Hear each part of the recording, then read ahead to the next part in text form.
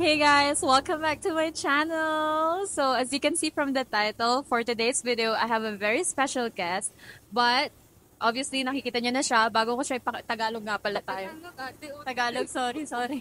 Please do subscribe on my channel and hit the notification bell button so that you will be updated on my next vlog. So eto na. What's your full name? Or kahit wag na yung middle name. Okay. Diane Lois Arellano. Dapat Princess Diana. Ayaw ng lola ko.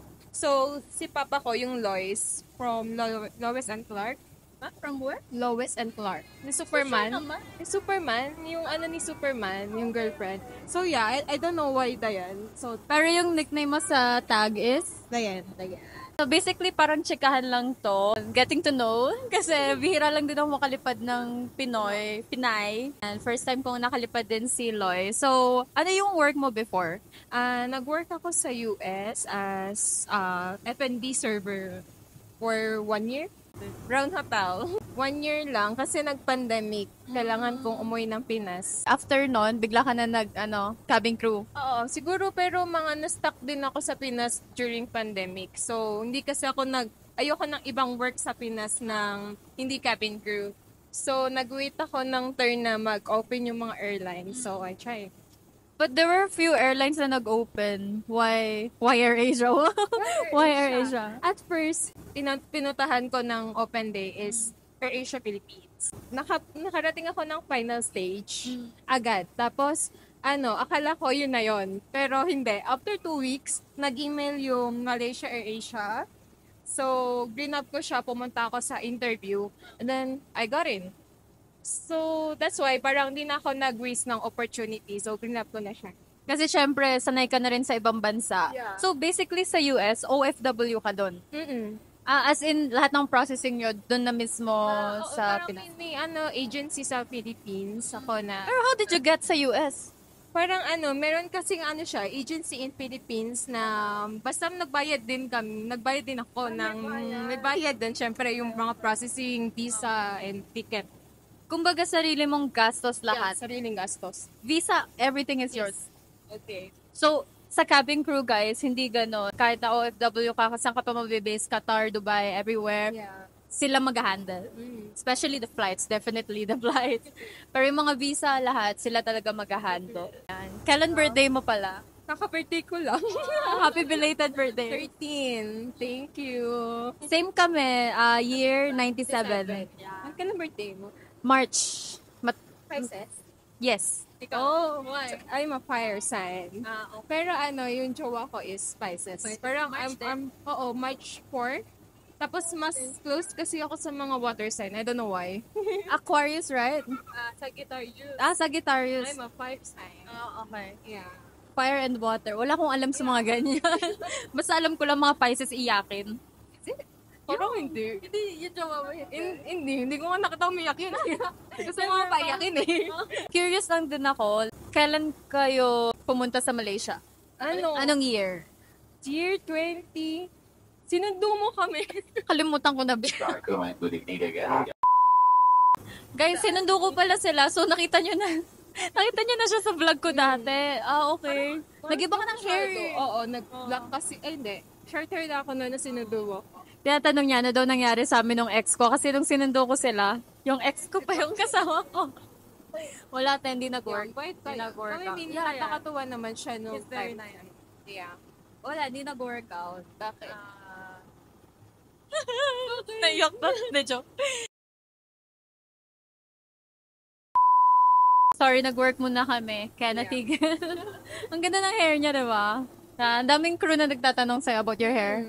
Saan ba yan? Kanila, sa Philippines. Namiss ko na yung hair ko na mahaba. Kaya nakita ko yung sinundo mo kami, ang ganda ng buhok mo. No? Diba? Ang haba pa. Wala. Ewan ko ba na naisip ko ba't ko kinat.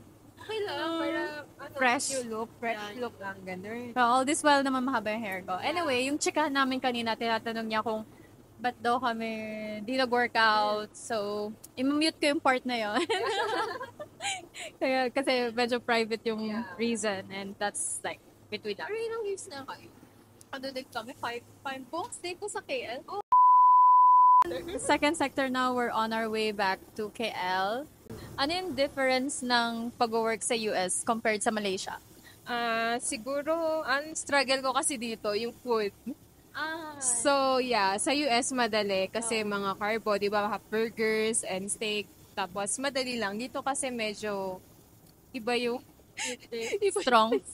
Oo, hindi talaga sa I think, kaya nagluluto ako dito. Dollar How is much very salary mo? If you don't mind me asking. In ringgit.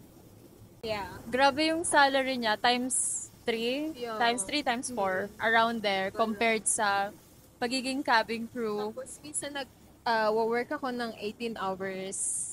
Kasi masipag. Char, hindi kasi hindi ko alam, hindi ko ramdam yung work, yung pagkapagod. Kasi syempre siguro parang malamig din. So, yeah. Tsaka good pay. Feeling mo, foreigner ka, tourist ka doon. Oo. So, hindi mo talaga feel na parang pagod ka. Kasi ganun din yung feeling ko dito. Din yung kasi yung food. So parang syempre sa hotel ka, kung ano yung minsan sa anong serve mo sa tag dito sa guests, yun din yung makukuha mo na meal. So okay siya. Masaya kasi mag-cabin crew. Like, Oo, yun, tsaka yung diba, yung benefits natin. Like, kahit na parang last minute ka, gusto mo mag-travel, maganda ka mag-book. kaso lang yung money, of course. Pero, I realize din, kasi syempre galing din ako sa executive position. And, ang dami nagtatanong, ba't ako bumalik sa flying? Kasi, Bakit ka ba? iba talaga kasi yung flying din. Parang, ayun, eto, ganito, enjoy, and then marami kang mamimit, hindi ka maboboard. Ikaw ba, ba't ka nag-decide na mag-cabin crew? Eh, ang ganda na ng salary mo dun. I mean, nung nag-pandemic, kailangan ko umuwi ng Pinas.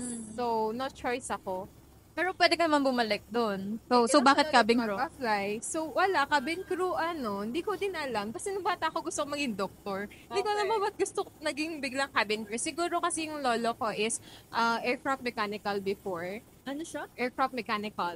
Okay. So, yun. Siguro parang medyo engineer?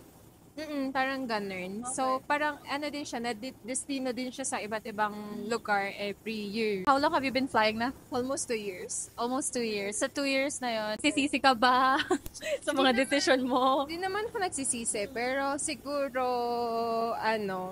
sa 2 years, may month na nakakapagod, nakaka-drain siya kasi, like, parang flying ako ng 100 hours. Oh my God. So, yeah, tapos always call up. So, kaya minsan, okay naman. I mean, enjoy din naman talaga. Iba din talaga yung cabin crew life. May namimit ka ng ibang tao, may nakikilala ka na iba't ibang, nationalities. Yes. So, pwede siya. Saya, di ba? Saya kaya mag-cabin crew, guys. Yeah. Kaya mag-cabin crew na kayo. What is the most challenging for you sa pagiging cabin crew? Yung talagang parang incident na na-stress ka o kaya everyday challenge. Yung may makalipad kang toxic na crew. Yeah. Unfiltered na to. Ito Yeah. po yung reality. Kasi yung para magpapagaan ng trabaho mo, hindi yung pasahero yung katrabaho mo. Kasi pag yung katrabaho mo is very toxic. Parang yung yung tag dito, yung vibe is parang stressful, parang nakakapagod. Final advice sa mga gustong mag-cabin crew or those na walang idea sa pagiging cabin crew. Siguro ma-advise ko, kailangan matatag yung loob nyo, yung sigmura nyo. Okay, dapat unbothered kayo, ganon. Unbothered queen and king. Pag holidays, dapat willing kayo mag-sacrifice sa araw nyo na di makasama yung family nyo. Sipagan nyo lang. Yung kailangan Kain ka na kailangan. Tsaka yung tulog, yung sleepless nights. Totoo yun. Talagang halos wala kaming tulog. Yung body clock namin is very messed up. So yeah, kailangan lang mag-take ng vitamins and everything para di kayo magkasakit. Yun. Take Herbalife. Charing. Sponsor. Yeah.